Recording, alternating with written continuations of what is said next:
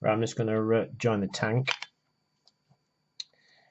So basically just trim the parts out.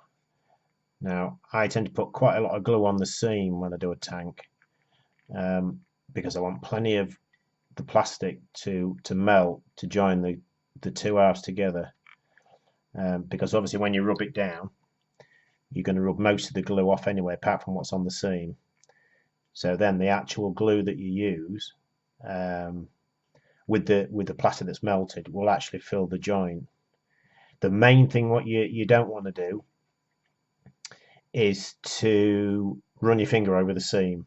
I see a lot of people doing it when I used to work in the model shop. Really, they would have a seam of glue, and then they would do that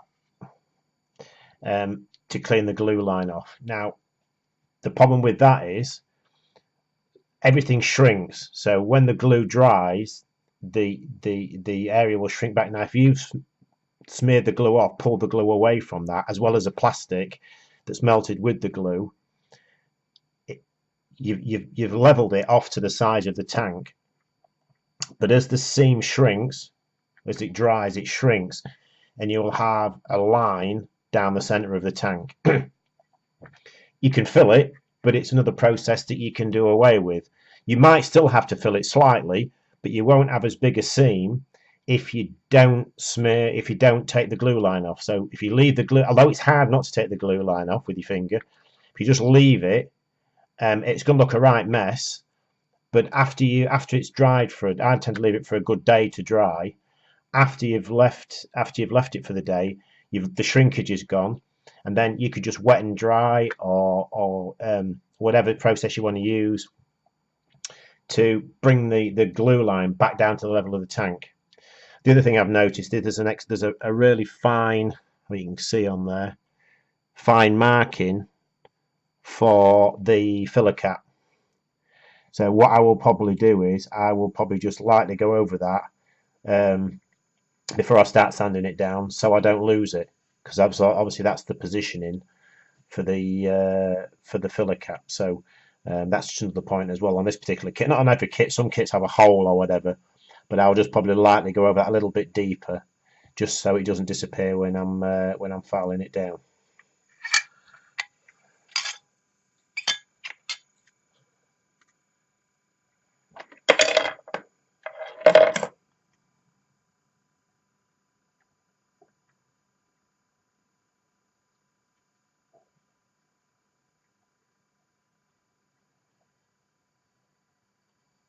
And also put it on both sides. People don't always put it on both sides, but what it does is it starts the glue starts the reaction process of melting the plastic. So if you just leave it for a little while, don't stick it together too early, let the glue do the work. I do also have, obviously because I'm using Rebel Professional, which I've used for years, I asked the Tamiya thin. The problem with the thin is it's too thin. For small parts, you can basically fit it in with the thin, because you don't want to see a glue line. With this, I really do want plenty of glue on there, really. So I want it to there wouldn't be enough power in the glue. There's not enough thickness in the cement probably to actually to fill it. I don't want to get too much on the top either. I don't want to get any runs along the top of the tank, because it'll eat into the finish and it means more sanding. It's not that anything can't be taken out, but with plastic, I don't like sanding it too much. Resin kits tend to have a little bit, obviously they tend to be a bit more solid and running it, but these with plastic you can take quite a lot of material off in a very short space of time, and they're only very thin. So I try not to put too much emphasis on the rubbing down. I try to keep everything as clean as I possibly can. Right, so these will have a little bit of time to set. So basically all I do now is put them together and then give them a little movement so you get the glue. So what you're seeing is the glue basically oozing out the joint. I might actually put a little bit more of the glue on there probably. So make sure it's obviously the glue's moving together. You're moving the joint, so you're softening the glue on the seam, and that way the plastic's obviously bonding together.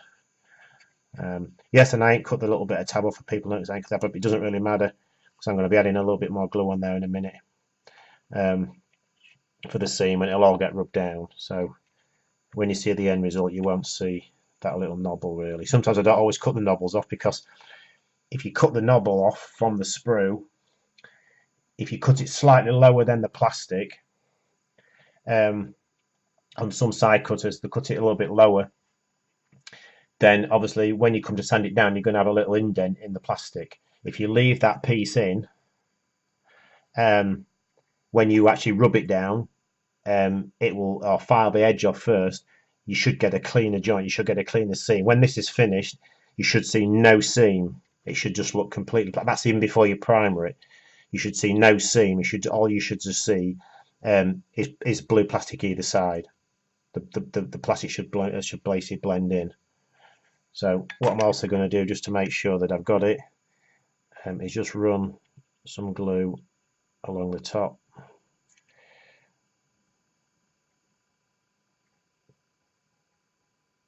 Again, not touching it, as hard as it is not to touch it, is I'll run some glue in there. Now people maybe think this is a bit strange to do that, but I've always done it this way and it's always seemed to work.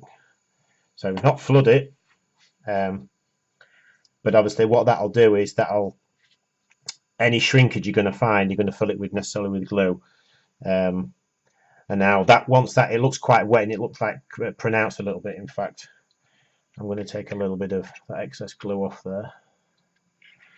Just give me a minute.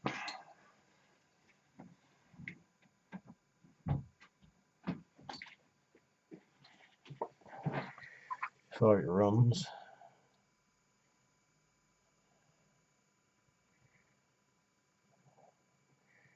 Just before it runs off the top. So really, that's about it really. So that'll probably I'll leave that probably a day to dry.